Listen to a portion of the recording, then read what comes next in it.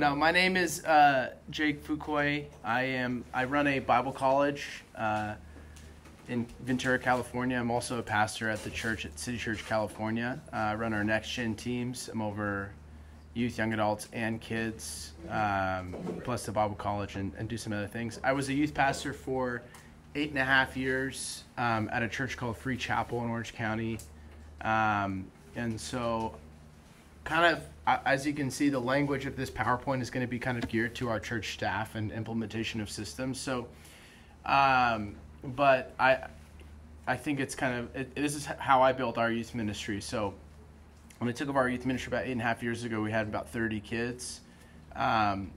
We would, at some points, be reaching about 400 kids a month, peaking at about 900 kids on kind of a youth and young adult event. So my goal for today is not that you just do exactly what we did, but to give you a structure and to a model to help grow to where you want to go. Because sometimes growth, it's not always just numbers, but sometimes we don't actually maximize what God has given us because we don't put in the structures that we need to be putting in. And so I actually want to look at a biblical approach to systems and structures and how do we implement that and how do we raise up leaders. So this is the reality of ministry. Whatever ministry you have is the ministry you've modeled. Okay? So a lot of the time we look at, well, I wish our leaders would do this. I wish our students would do this. I wish this and that and this. The first person we need to look at when we say that is ourselves in the mirror and say, have I modeled that? So if we want our kids to be invitational, are we coming with a carload of kids?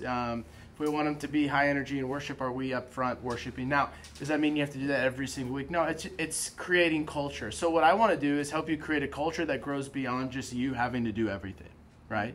So doesn't that the worst? Sometimes you feel like you have to do everything. And if you don't do it, it's not going to happen. How many of you ever felt that, right? If I don't do it, if I'm not there, it's not going to happen.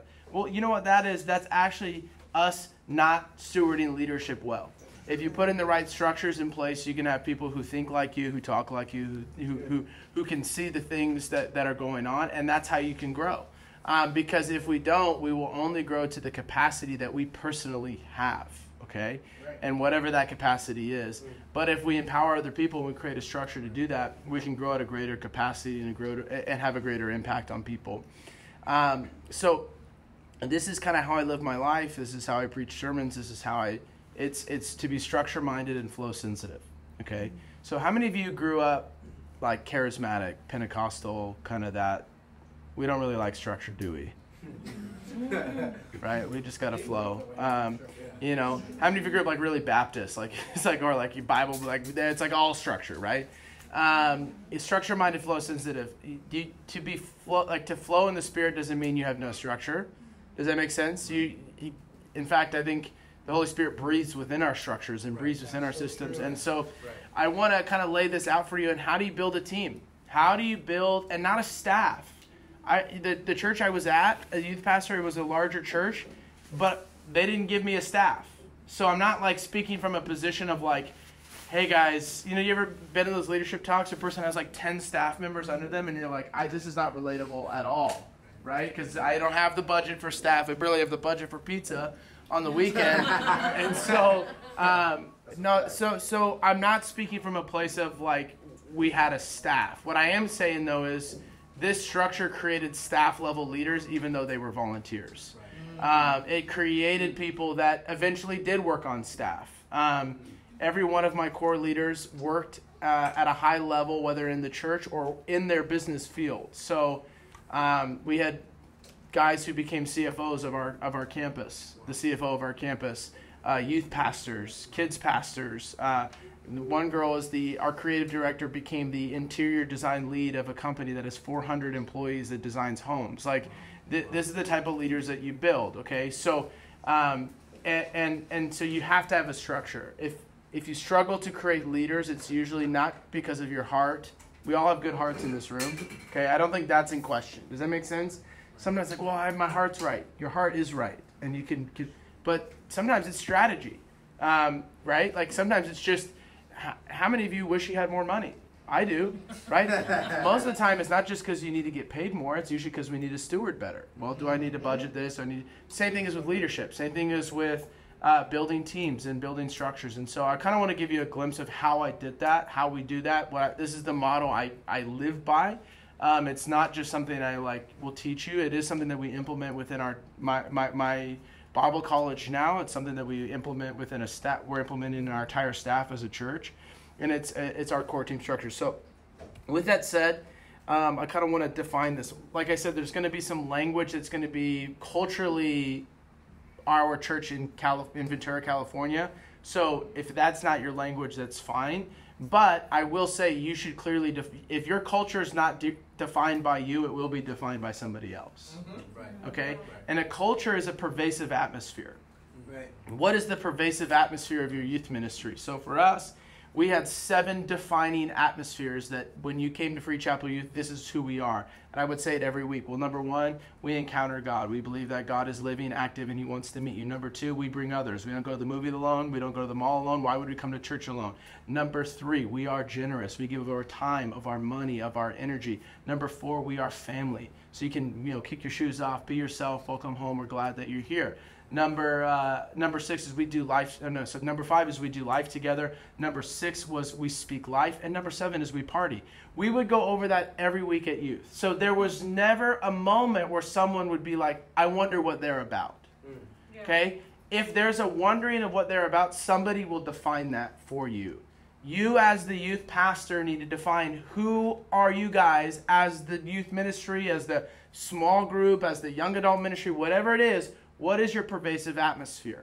Then you create people and you raise up people and you get them to uphold that atmosphere. So culture should be communicated and it should be lived out. It should be communicated, it should be modeled. That's how you create a culture. Okay? So whatever ministry we have is the ministry you model. Well, why don't they lift their hands during worship? Why don't the leaders correct the students? Well, do you correct leaders? Mm-hmm. Well, most of us, we're not confrontational. But a leader has to be confrontational.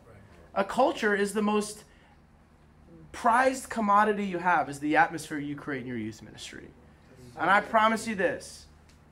If you came in as a leader and you were funky with my atmosphere, we had a conversation. Hey, that's not what we do here. You're being funky. Cut it out. I wasn't embarrassing. It would be private, but it was happening. But if you have great leaders, guess what? You don't have to have as many confrontational conversations because they're doing that for you. It got to a point where before I ever walked in a room, my core team leaders had every confrontational conversation that needed to happen if there was something funky before I even walked in the room. Because they knew they knew what I wouldn't like and what I would like. They knew what culture we wanted and what we didn't want, right? So they were actually able to correct it. So I didn't have to do everything anymore. It wasn't just me having to correct it. Isn't that the most tiring thing? Man, I wish I didn't have to correct this every week. Well, that means we haven't empowered leaders to do so. That means that people under us don't fully grasp the culture. Or they're not empowered enough to enforce it. And so we got to put the structures in place. So why we have a structure? We create a pathway. Get this. We create a pathway for us to develop leaders in the present and a pipeline to resource our teams for the future. Okay? Because guess what happens in youth ministry? You raise up a great leader, and then the big church takes them. We are not here to build our vision. We are here to build the vision of whatever house you are a part of. So if you're a part of Church of the City Yuma and Pastor Tyrone Sr. is like, that is an amazing leader, I need to hire them on staff. Guess what? That's your job. But they're my key youth leader. What am I supposed to? You're here to build the house. So do a good job. So if we don't create a pathway, guess what? You lose your good leader. Guess what? You're sunk.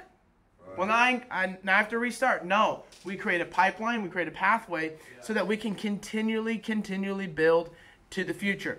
Leadership structures are found throughout Scripture. They help us manage the organism of the body of Christ, to grow in maturity the individual believer. And once again, I'm going to say this, and you're going to hear me say this over and over again. The ministry we have is the ministry we model. So true. Okay? Stop complaining about your leaders and assess yourself. Yeah. Stop complaining about students and assess yourself. So true. Okay? So that is always the harsh reality of ministry. Now, there are times that we're doing everything we can, and we just need to get rid of a funky sauce leader. You ever have one of those guys? It's just like, their heart is so funky, You could smell it from a mile away. Get rid of them. Cut them out. Okay? Slow to hire, quick to fire. Okay? Leaders are not like, it takes I heard this one Louisiana youth pastor made a youth ministry of 8,000 back in the early 2000s. He was kind of a wild guy. But he would always say, it takes 9 months to make a baby. Why do we think it takes less to make a leader? You know, it would be for, yeah, I know. It's like, all right, man. Yeah, thanks. It's like, I suck as a youth pastor because I do like a 3-week course and say, hey, you're a youth leader, you know? But for them, it was a 2-year process to be a youth leader. 2-year process to ever lead a small group. Do I think you need to do that? No. I think if you create a good structure, you can be developing leaders on the go. But if you don't have a structure, guess what's not going to happen? Development. Like we just think, oh, they're going to be developed. Okay, it's caught more than it's taught too. So if we don't embody this, they won't catch it. So you can teach them. We have to model it. So you guys get that. I'm going to hammer that. Let's look at some biblical examples because I'm a Bible guy. I'm a Bible geek. It's all I talk about. It's all I think about. So I think that we don't want to just have leadership ideas from the world. Scripture has so many. Right. If the Bible is true, then it's totally true. Amen? So then it has truth for everything in life. Not just your spirit. Not just like the spiritual parts of your life. Every part of life. It's not true unless it informs every part of our life, including how we structure our leadership. So we're going to go to Exodus 18. I'm not going to read the passage. I'm just going to tell you the story. I'll let you guys go read it. We don't have enough time because I have, believe it or not, 3 more scriptures that we could go through. So this is they're in the wilderness. Moses is trying to manage a lot of people, okay? And he's overwhelmed. He's having to solve every problem. They're all coming to him. Moses, this person did this to me. Moses. And what does his father-in-law say to him? It is not good that you're doing this by yourself. Okay? So why don't you find some able men, it says. Find some able people who are capable. So that doesn't, what does that mean? That not everyone's able. Have standards for your youth leaders. And honestly, the worst thing right now in modern church is that we don't want to offend people with our standards. The time that my youth ministry was at its best is when my standards were at its highest. So if you're a youth leader, what does that mean? Well, you show up every week. If you're a youth leader, you have to lead a small group. Why? Because then you're not actually leading people. So what we did is we had 3 tiers, and I'll break down those tiers of how our tiers of leadership. And there's ways to get people involved without them having to be a leader, and we'll get into that. But he says, find able men. What does he say? Some have the capacity of 10, some 50, some 100, some 1,000. Discern their capacity. Come on. Relinquish authority. You actually have to give them authority.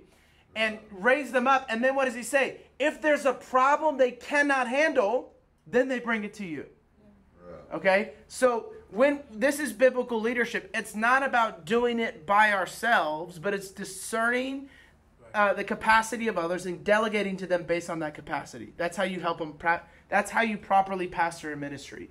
Don't build a system for where you're at. Build it for where you want to go. We want to reach thousands. Okay. Amazing Pentecostal prayer moment. Revival. We want it. Great. How are you going to contain 1,000 people? How can you pastor them? God will not give you people you cannot pastor. True. So 2 people cannot pastor 1,000 people. Okay? So maybe we aren't growing the way we want to grow because we don't have the people in order to pastor that growth. How do we steward it? Okay?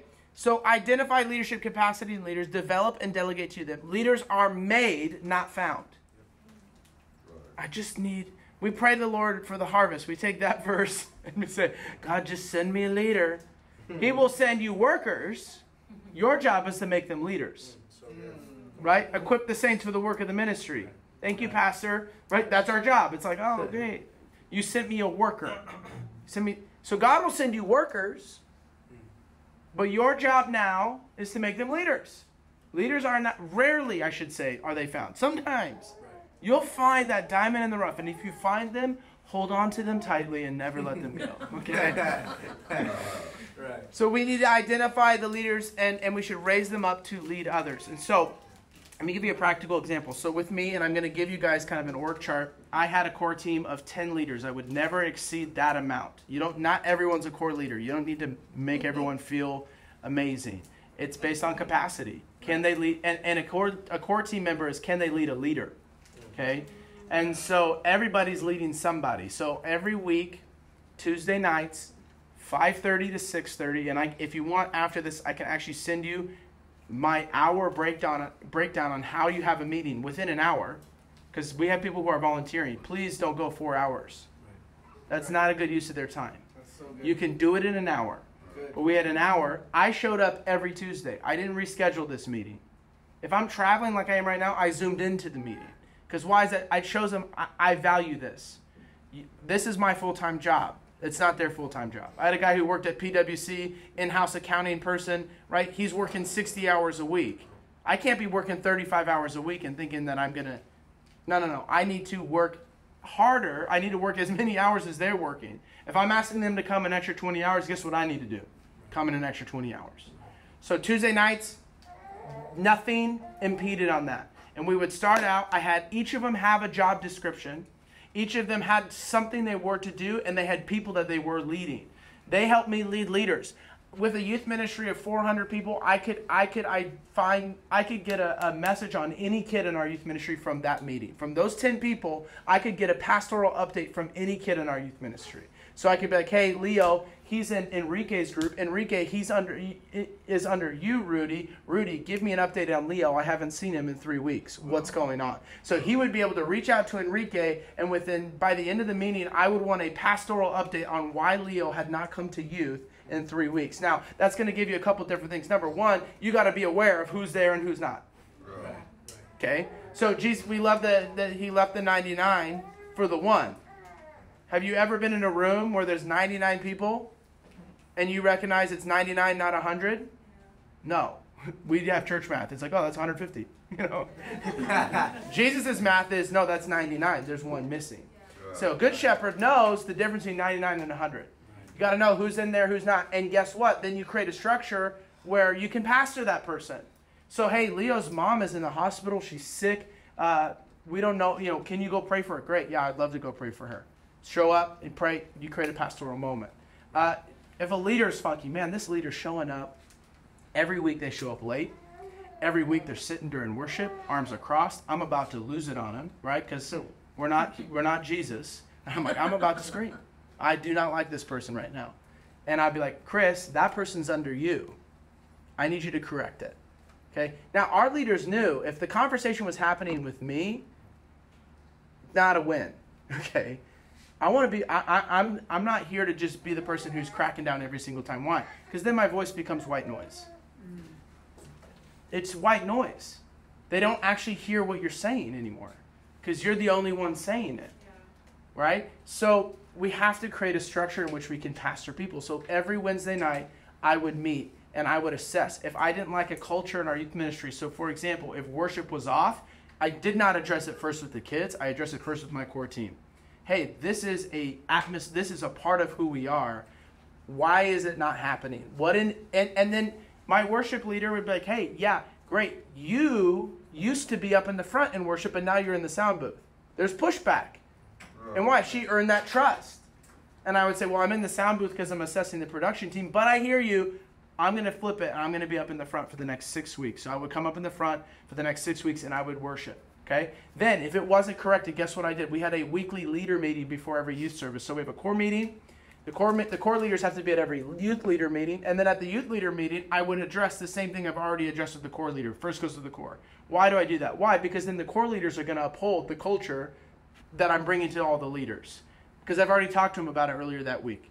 So, hey guys, in worship, I've noticed a pattern that we are not lifting our hands. We're not worshiping. I am going to commit for the next 6 weeks to make sure that I'm up front, I'm jumping, I'm lifting our hands. But this is a massive culture about who we are. I need us to adjust this now. Core leaders are going to, yes, we're with you, right? They're going to elevate that expectation. If it's still not changed, guess what I would do? Then I'm preaching a series on it, okay? But that's the last resort. So I'm not addressing the kids first. Why? Because the kids aren't really the problem. Everything rises and falls on leadership. Right.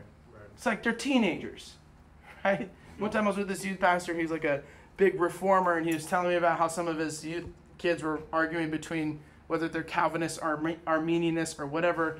And I'm like, bro, that's weird. No 15-year-old should even know what that is, right? The kids I'm pastoring are talking about whether or not they're going to play Fortnite or Modern Warfare, okay? Right? Like, so what's going on? Now, like, my point is this, like, we always like to say it's the teenager's fault or it's the leader's fault. No, it's probably our structure. It's even if it's not our fault, like, even if it's not our heart, it's usually our structure. Usually there's a breakdown in communication and a breakdown in pastoral leadership. So that the next scriptural reference, okay? David had mighty men, okay? He had 3 mighty men. In 2 Samuel 23, you'll see this is kind of David's crown jewel of his life. This is coming to the end of his life, and it talks about his leadership structure. Oh, structure doesn't matter. Yeah, it does. Literally, right before he dies, it talks about the leaders he raised up, okay? He has 3 mighty men. Guess what? His top 3 guys, they each had a job to do. If people don't have a job description, they won't do it. So good. Write it out. Be very clear. Every person had a job description that I wrote. Not that I copied and pasted off the Church of the Highlands. I wrote it. Took time in my work week. And I wrote out, what do I want my worship leader to do? What do I want the person over production to do? What do I want my small groups to look like? What do I want, outreach to be? What's my vision for that? What's my heartbeat behind that? And so the 3 mighty men. And you know what a powerful job description and a powerful vision will do? It will create a person who will fight over a bean patch when everyone else leaves. Read the story. They all left and he's still fighting over lentils. And it says he fought so hard his hand froze to the sword. Or one guy's just killing dudes with spear. This is no big deal, right? Some standing with David. Even if David's not there, they're still fighting. That's a core leader. But look at the structure. Not all were the 3. We don't want to offend everyone. We think everyone is a core leader. I'm going to give you an update. Not everyone's a core leader. If everyone was a core leader, guess what? There's no core. It's just leaders. So there is a structure to it. And some of the greatest warriors we see weren't one of the 3. And the scripture, whatever's repeated is important in scripture. In that passage, it clearly wants you to know he was not one of the 3. So it's, you had the 3 that were just dialed in job descriptions. Then so Benaiah, just a beast. Guess what? He says his exploits were known, but he wasn't one of the 3. How about Abishai? A beast. His exploits were known, but he wasn't one of the 3. You want to have people who lead and fight and talk and act and think like you? David had 3 mighty men, but then he had 30 people under him, and then he had a nation of men who fought like him, who talked like him, who could think like him, who could see things like him. And guess what? He probably didn't even interact with most of them. Why? Because he had a great structure. He was clear. He laid it out. He interacted with the 3. He probably interacted with the 30. He wasn't interacting with all of those warriors all the time. This guy was they would have got nothing done. All right? So we learned that not everyone is called to be one of the 3. Okay? And just because they're your friend doesn't mean they're one of the 3. Do they have the capacity for leadership? That is the question you should ask. What's your capacity? And it's not what's your philosophy, by the way. Philosophy doesn't equal capacity. Everyone's going to have an idea of how they should do youth ministry. Hey, pastor, I came up with this idea on how to structure small groups. It's going to be genius. Do you know what I use to indicate capacity? What the heck have you built? What have you built? Someone came up to me. I just felt like the Lord told me I'm going to be the first mega church pastor in this city. Great. You can't even build a mega small group. What makes you think you can build a mega church? You can't manage your own money. You think you can manage millions of dollars of God's money? No, punk. Like, build something and let what God has spoken to you be on display by the life that you live. Okay? So each of these 3, they built something, yo. They were fighting. They weren't just like, hey guys, let's be really good fighters. And they're sitting in the palace. You know how good David was of a leader? It backfired on him. Because when he was trying to sin, his leaders upheld his culture. Oh, okay. Bathsheba. Right? Her husband wouldn't even go have sex with her. You know you have to have a good culture if a husband ain't going to go have sex with his wife, who's obviously beautiful. Right? He's like, nah, I'm good. Like, I would have been like, thank you, David. I'm not. I would have been like sick. I don't have to fight. I can have sex with my wife. Amazing. You know what I mean? His culture was so good. He's like, no. I cannot. While my men are fighting. David was actually counter to his own culture in that moment. See, your culture will actually create accountability for you. If you have a funky culture that only serves you, guess what? It won't hold you accountable. But if you create a great culture, when you start acting funky, you'll have people be like, that's not what we do. Come on. That's good leadership. Right. That's good leadership. So not everyone's a core member. What have they built? Observe, report. You don't need to promote fast. The biggest, you'll rarely make a mistake going too slow. Promoting someone, you always make a mistake promoting someone too fast. True. Oh, they're a great leader. They've been here for 3 weeks. They need to be a core member. No. What? They may be, but give it time. Let time tell their heart. It reveals their heart. It reveals where they're at. Not everyone needs a platform. And by the way, discipleship is not a destination. So just because we make platform the point of leadership. So once you hit the platform, you've hit the peak of leadership. That's not the case. I have a lot of amazing core leaders that never touched the platform. Why? Because they didn't want it. It's okay. Wasn't their gift, and even if they wanted it, wasn't their gift. And that's my job as the pastor to be like, hey, I love you. You don't. That's not your gift. Totally okay though. But you lead in this way really, really well. So they each had a potential to lead at a high level though. So each of the three had a specific role and responsibility. This freed them up to raise up high capacity leaders under them. Okay, so 3 mighty men raised up 30 mighty warriors, which set the pace and standard for the nation and the army that all fought and thought like David. To create healthy teams, we should always start with our core team. They are the heartbeat of any culture that we want to create. After we identify the people, we should write out clear descriptions and parameters of their positions and what we're asking them to do. If you're asking someone to do something, don't be ambiguous. Don't be like, this is one of the worst churchy phrases. Oh, you get it. You have our heartbeat. Oh, you get it. Nah, maybe they don't. I'm going to make sure you get it. I will clearly write out, this is what I expect from you. I had a 25-page packet for my leaders. That was crazy. I had 70 leaders, and I had a 25-page packet that each of them that I sat down and I read through with them, my standards, what I expected from a leadership. I showed them our structure. We had volunteers, we had team leaders, and we had core team members. I showed them the different, why those were separated, what are the expectations for all of them, and at the end, they had to sign their name to that. I would rip off that page, and if there was ever a moment I needed to correct them, said, hey, you agreed to this standard. Yeah. I was very clear. This is what I expect. This is what I expect your lifestyle, your leader. We want people to just, by osmosis, understand. Culture is not, it's created with extreme intentionality. Anything you fail to confront will become a culture. Anything you fail to confront will become a culture. And you can create a structure, like I said, that you don't have to be the one confronting all the time. Praise God. I liked being the good guy. I liked being the fun pastor. I liked being the one that everyone's like, I love that guy, right?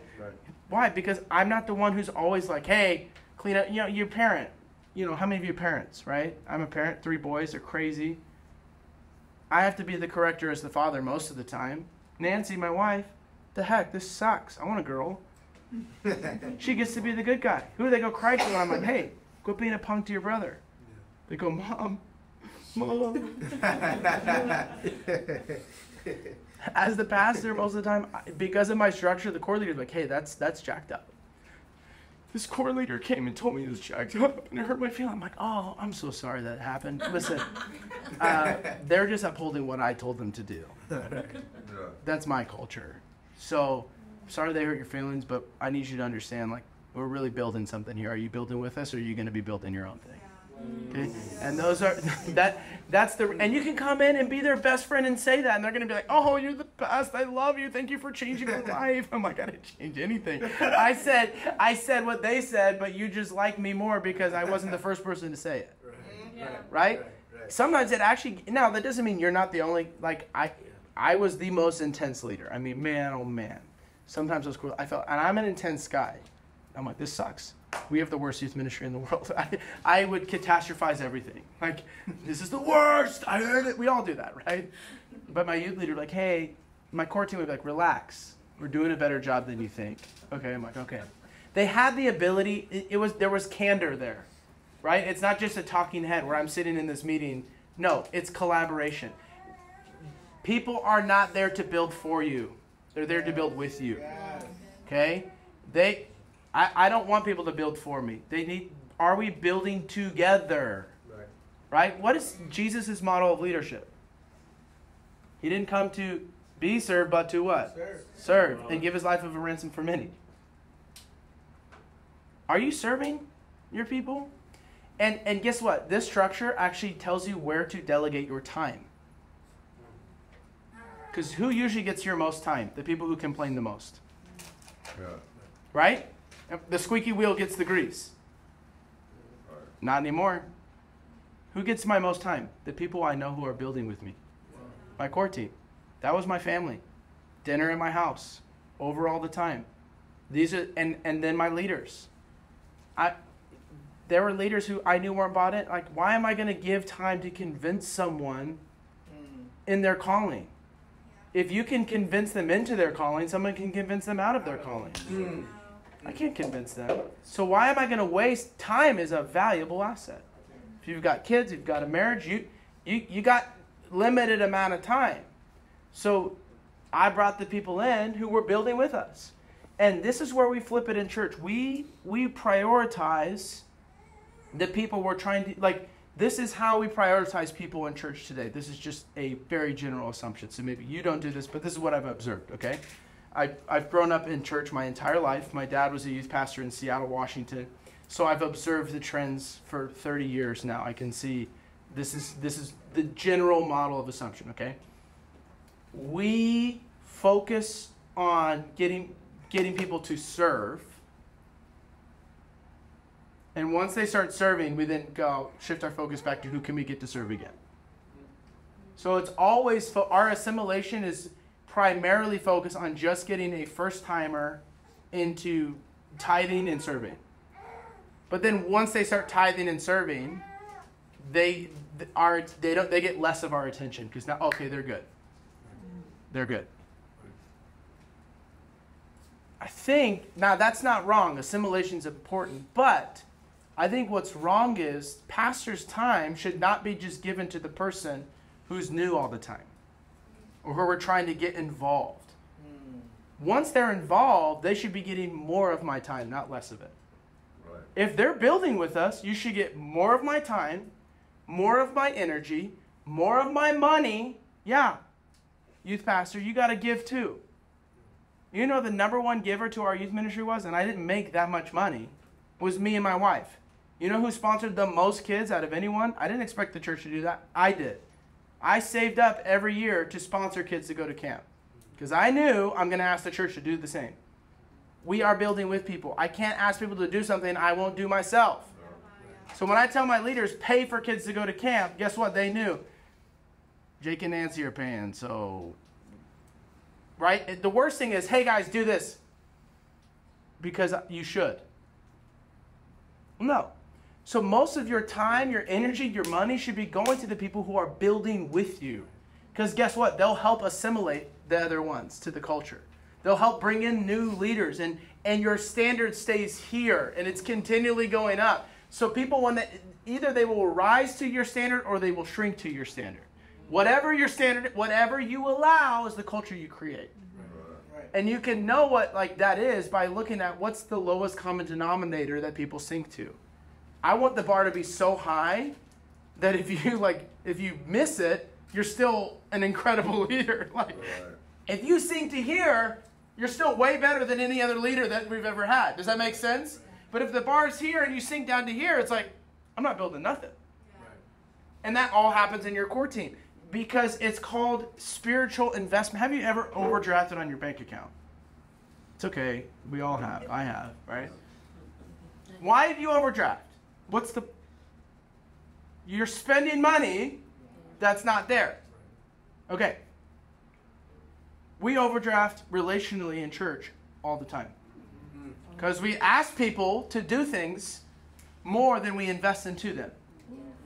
It's called relational equity. So we relationally overdraft.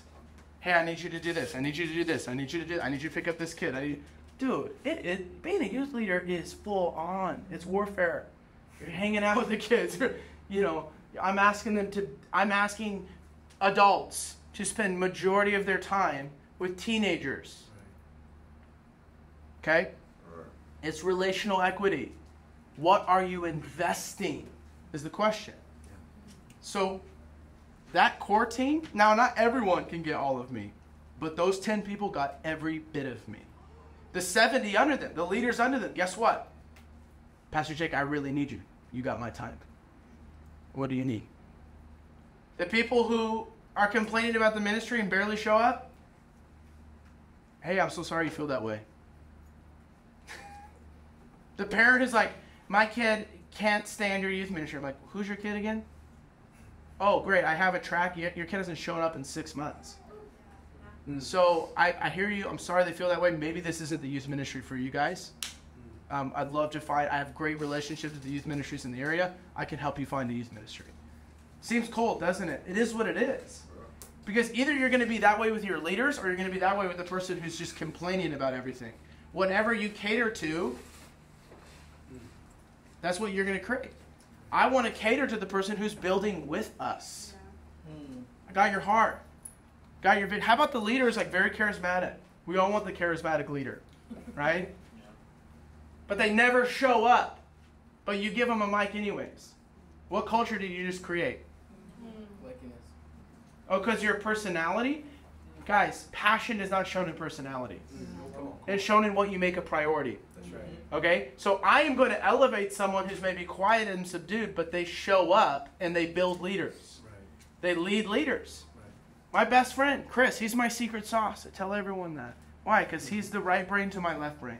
Him and my wife, right? I'm a crazy, the Lord is going to do something, and they're like, okay, how do we execute? You need to have people that are the opposite of you. If everyone sounds like you, looks like you, and exactly the same skill set, you may not get anything done, right? It may be a lot of either philosophizing or over-systematizing. You need to have a both. So, who do you invest your time into? You guys get that? Jesus modeled this principle to us, by the way. He had 3, 12, and he had 72, and they've had 120. I mean, you could keep going and going and going and going and going. Okay, so Peter, James, and John, they got access not everyone had. Not everyone gets the access, but somebody should have access. Does that make sense? Yes. Not every leader gets the utmost access to your life. That's not... But if no one has that access, then you're not building right. Does that make sense? Mm-hmm. So Jesus had Peter, James, and John. These were the pillars of the church. They brought they were brought in closer than the others. Then there were 12, the 3. From the 3 that had 9, God birthed the church from these 12 men. And in fact, one of them was 11, right? Judas betrays. We all know the story. But do you know the qualifications of Matthias, the guy who replaces him? He's only mentioned pretty much once in Scripture. It's so funny. They cast lots, and it says Matthias was there. That was his qualifications. He was there. That's it. That's all we know about him. He was there. Showed up. He was there. Don't underestimate consistency in leaders. He was there. Showed up. And even as young leaders, don't. I would way rather value that than you're charismatic. You have a great personality. Dude, cool. What does that mean? Yeah. mean, I personality is awesome, but that's like the lowest. Like, great. If you have a great personality and you're there, then let's talk. Right. And you're just, but you got to give people time to be there. Right. Does that make sense? Right. This guy was there for 3 years, and he wasn't one of the 12. Get that?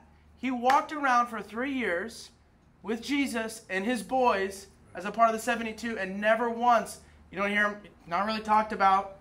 They cast lots, so it wasn't even like the first choice. It was just kind of like, all right, God, you choose. It was like, man, this guy is up and running. He's really like, this is the up-and-comer. It's like, all right, we got these two guys. They were there. Yeah. Which one am I going to choose? It's like casting lots. Okay, this guy, you're there. You're it. Right. But he was a part of the 12 that built the church. Guys, that's pretty dope. And so Luke 10, we see Jesus sent out 72, 2 by 2 to minister. So they should have relationship. Core team members should have relationship. They should be building with people. His ministry reached thousands, but his intimate impact of 3 is what sustained the growth of the church to this day. Intimate impact. Who has your heart? Sometimes people don't have our heart. They have our ideas, but they don't have our heart. They don't understand the heartbeat. And that only happens, that's caught, not taught. I can sit up here and you guys can hear me teach on things, but it's actually, if you can catch the heart of it, that's really the powerful of it. And there's the power, and the same is with any ministry that you run. Okay, we're going to keep moving on. With this in mind, let's look at leadership structure. So I'm going to now give you very quickly, because I've gone a little too long in tangents, of like how we structure our teams. And like, what does that look like? So number 1 is a core team member, okay? So men and women in our church, high capacity, leader of leaders. Get that.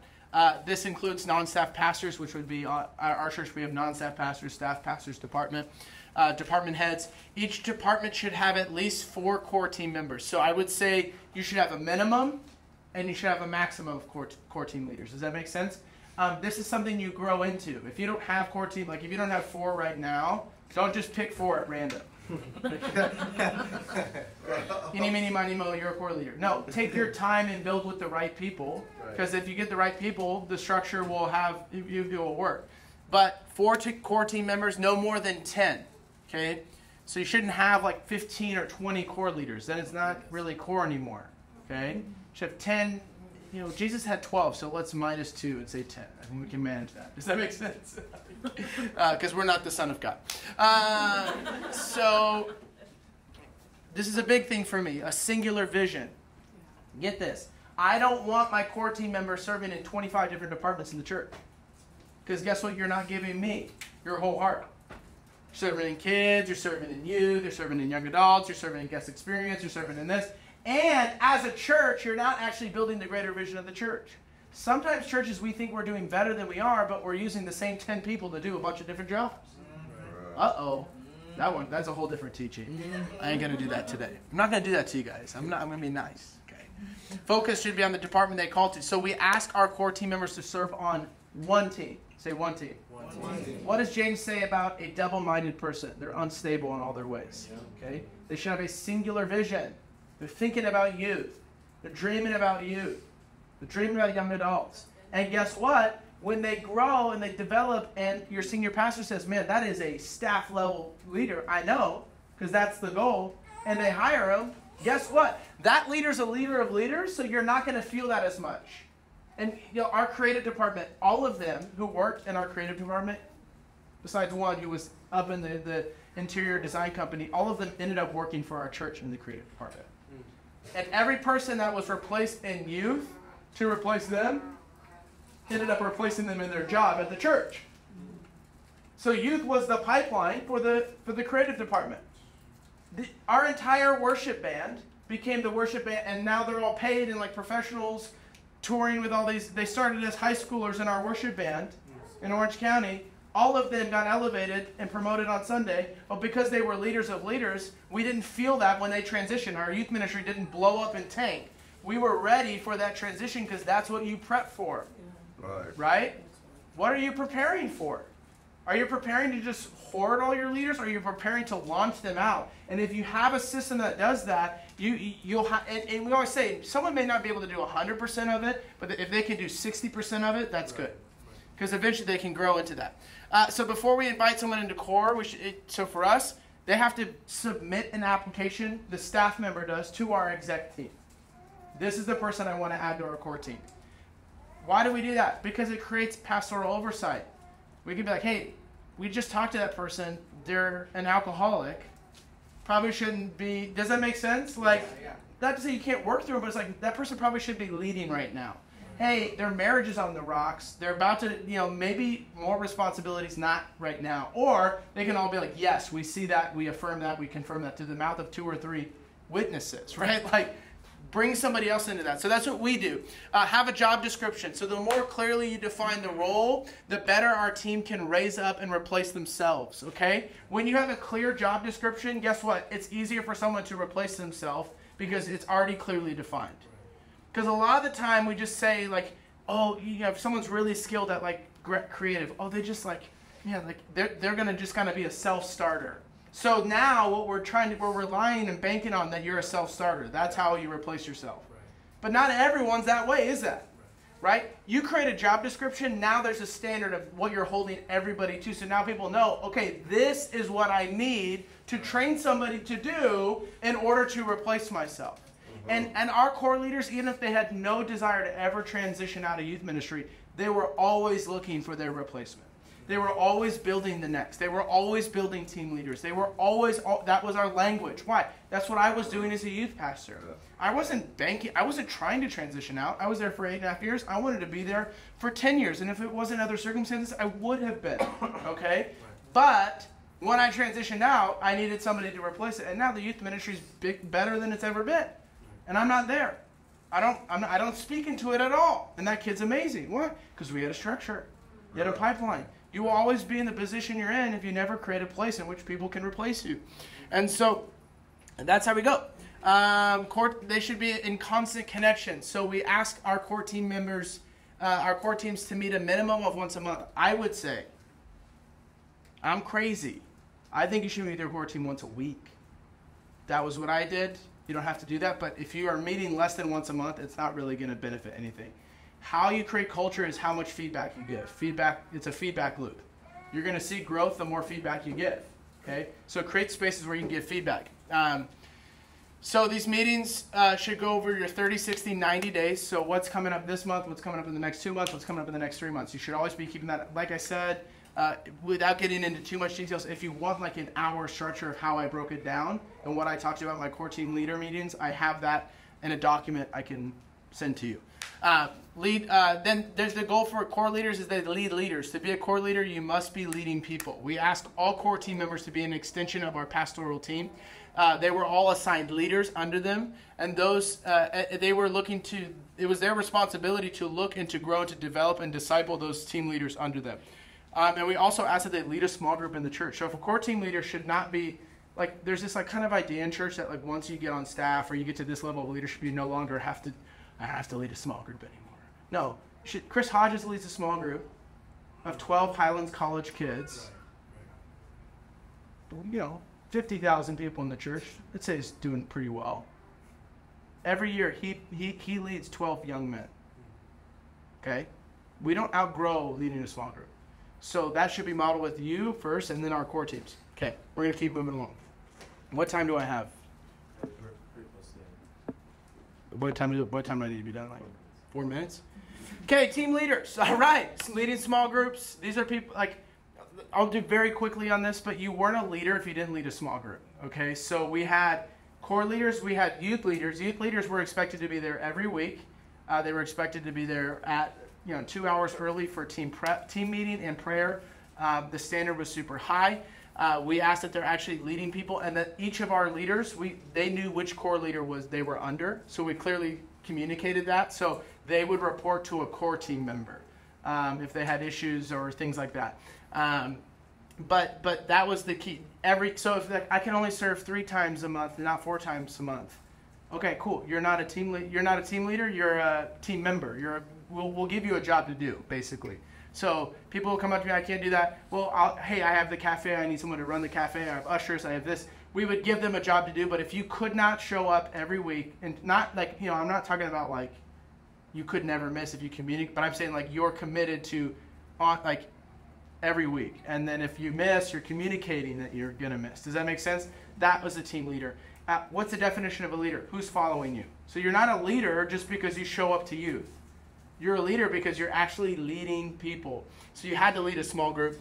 Your team members, like I said, these are people that just coming in, volunteers, which you should have a lot of them. Security, ushering, production, worship. These people probably aren't leading a group, but they're essential to your youth ministry. But they don't get the same status as a youth leader. Does that make sense? They're not showing up every week. They're not committing to that. And then I'm going to show you my structure because I want to do some questions. So this is how it should look organizationally, okay? It's how my mind works. So you're a staff member. I can only fit 3, okay? So don't judge me. All right? Feel the judgment. So here would be your core member, then your team leaders, and then your team members are actually under the team leaders. So I would have all team members would report to a team leader that would be over something, an oversight over ushering, production. They all had a leader over them that they would report to. Once again, I'm not putting out every fire, okay? My leaders were equipped to deal with funky volunteers. Well, I think we should do this, and this is what I did in my 25 years of youth experience. Great. That's not what we do. We just need you to serve nachos. I can lead a small group. Amazing. I need you to be I had a guy every week. Sure, I couldn't get rid of him. Could not get rid of this guy. I was a pastor. I could lead the small group. Yeah, I just need you to make sure a kid doesn't go to the shopping center. That's it. Yeah, but I could. Great. Thank you so much. This is what I need you to do. My leader, same thing. Hey, we love you. We really believe you could lead that small group. But that's not what we're asking you to do. We're asking you to do this. Does that make sense? Yeah. And that culture, and the guy was fine. He didn't get offended. He loved me. Right? He's like, hey, Pastor Joe. And I never gave him what he wanted, which is to preach.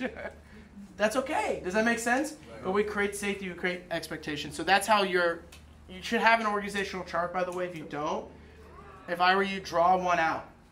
Look for yourself. If everyone's if it's flat, you're not developing people. If it's limited to just you, you're also. Does that make sense? Create it, and then if you don't have these positions yet, create positions, and then let the people come to fill those positions. Does that make sense? So dream it out. If you have 10 positions in your youth ministry, creative, small group, all those things, write them all out. Write out a job description, and then specifically pray, give me a person that can accomplish this. Does that make sense? And wait until you get the person. Don't just fill it with some rando. Oh, wow, you're awesome. Great. You're here. No, does that make sense?